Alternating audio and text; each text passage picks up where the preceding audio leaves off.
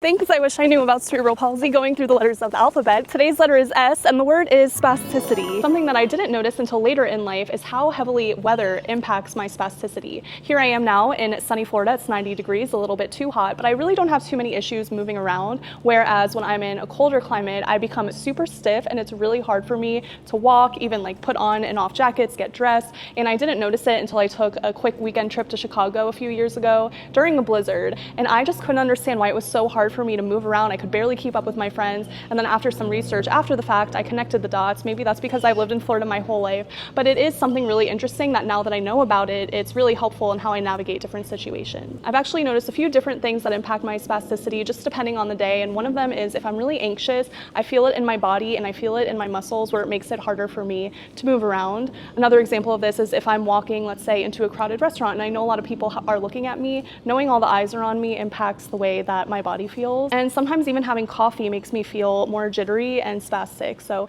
really interested to hear what your experience has been in the comments, and let me know what your guesses are for letter T.